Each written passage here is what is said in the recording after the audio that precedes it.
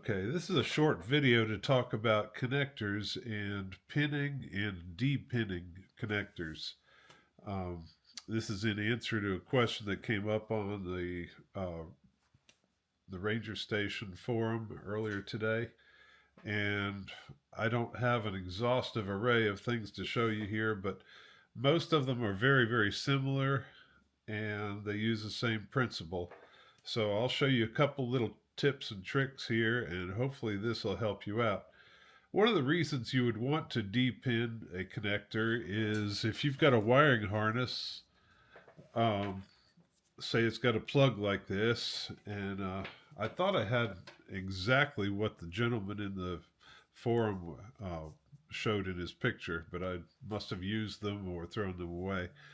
But quite often, when you buy a fog light kit or any other LED light kits, or well, not just LEDs, but um, different things like this for your truck, whether it's rock lights or whatever, they'll come with a wiring harness with a switch and fuse holder and things like that to help you along with your project.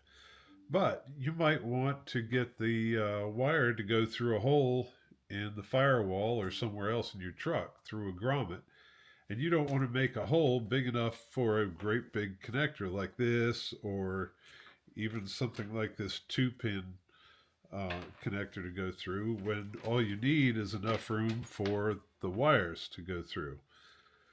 So it's handy, it's quite convenient if you can take the wires out of the plug temporarily, out of the connector, and pass them through your grommet through a small hole that is easy to seal up against water again, and then put them back in the connector so that you can continue your wiring. So most of these connectors, where the wires go in, um, it looks like this, and I hope the camera's focusing good. I'm trying to get it up close, but you see this is a male pin for a connector, and you see these two barbs coming off the side. Now sometimes there's two, sometimes there's three or four, or even just one. And what happens is when they put this in the connector, it goes in and it snaps in place, and those barbs catch and keep the pin from coming back out. So you can see I can't pull that out again. So what you need to do is, you need a way to push those little barbs in so that you can pull the wire back. And what we use quite typically, and this type of connector here is called a Molex connector. This is the male side, this is the female. I just happen to have the male pin on a wire. Here's the female pin. You see it also has two little barbs. So what you need, or the easiest way, is to have a depinning tool for that style of connector.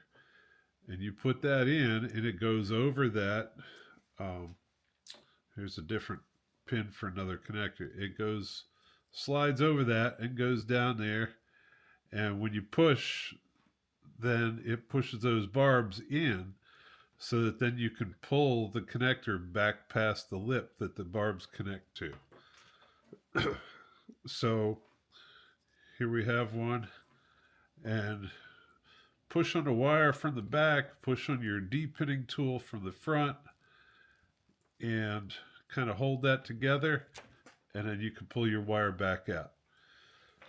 Sometimes your little barbs will not spring back out completely, so you want to very gently take something and spring them back out, so that when you put them back in the connector after you get your wiring harness through the hole, then they'll hold again.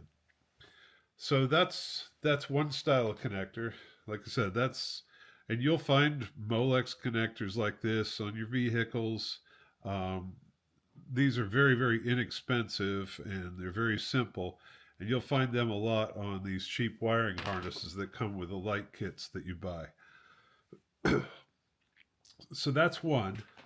Um, this is, and I'm not going to put this together and crimp a wire on because these are kind of expensive.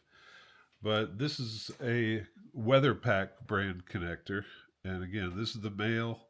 Here's the male pin, and this would be crimped on the wire just like that one is. And it would be snapped into the housing like that. And these also, when you put these together, they have these little grommets that go on behind a wire so that um, once your wire's down in there, then you push that grommet up in a hole, and that helps seal to keep water out. You see, this has a big gasket there, and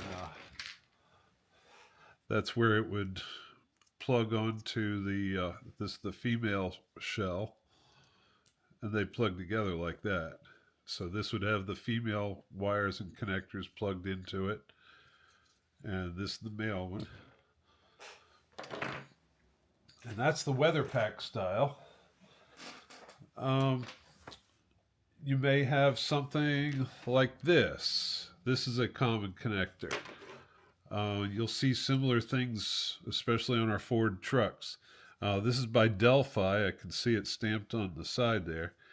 Now this round depinning tool is not going to work on. But what we do, the first thing, you'll notice this piece of plastic on the back that's a different color. And you need to remove that. That is a lock. So it has a little spring clip here. And what I do is very carefully, you push in on that while you're pushing back, or sometimes you can get it in like this and depress that and start prying the connector apart, or prying that lock out. Not always the easiest thing you do. And I realize the lighting isn't good here. I had this apart a few minutes ago, so I know I'll get it here.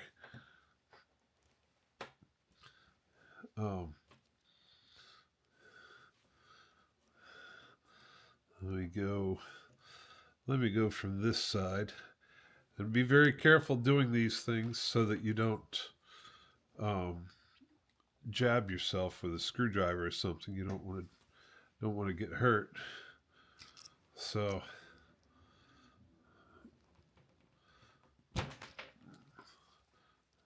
like I almost did there. How did I do this a few minutes ago?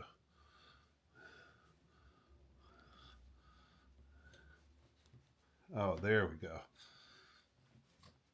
There. But you see, you want to be careful. You don't want to break this strap because then it won't lock the lock in.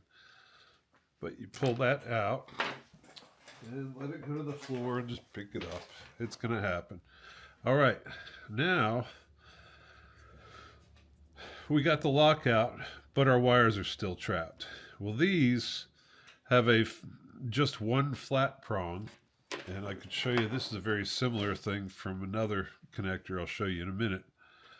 And you'll see there's just one little barb there on the back. So you've got to find that back side. If you notice, that's usually opposite of where you see the wires crimped, where the crimps come over and join.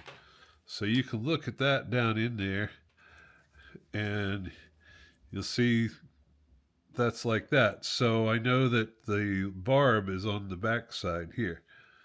So what you can do is take something, a tiny, tiny screwdriver will work.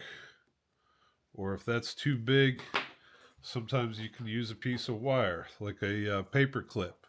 Just bend it like this so you can you can push it. This is just a piece of MIG wire, MIG welding wire, and push that down in there, and you'll feel it come to a stop, and you know that you've got the barb depressed, and then you can pull that back out.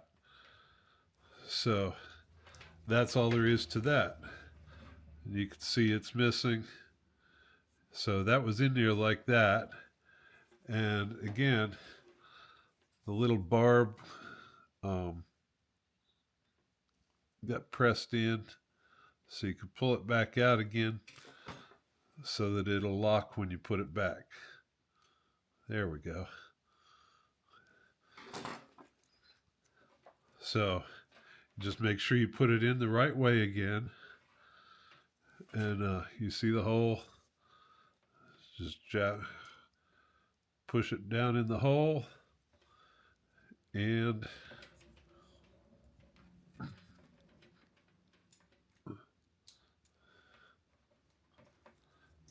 then push it until it snaps in.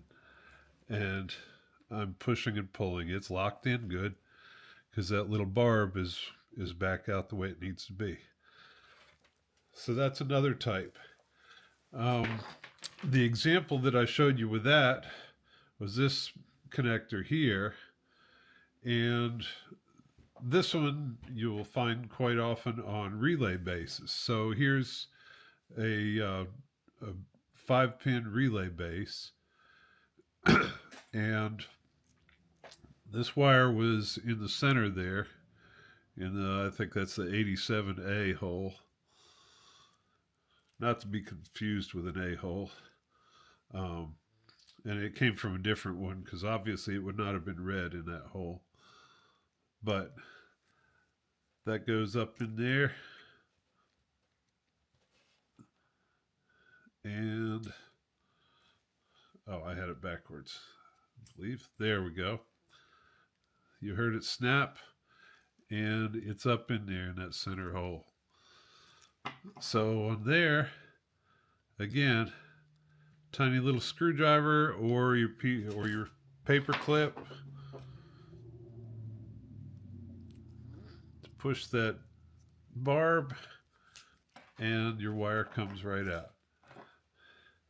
And just very, very carefully bend your barb back out just a little bit.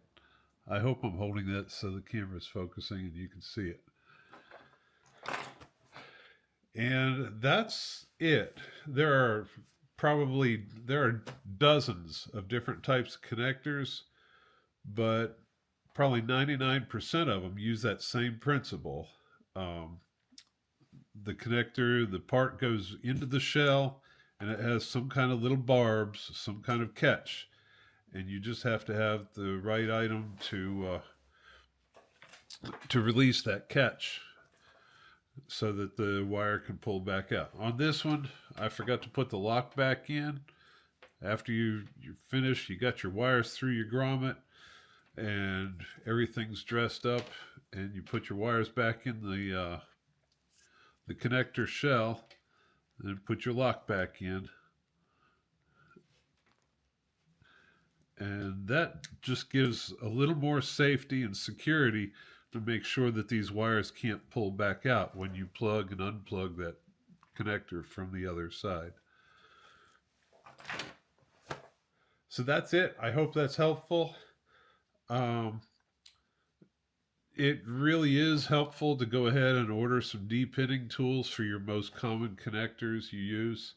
This is the one actually for the WeatherPack, but you saw it also worked on my Molex connector, my very first example that I showed you.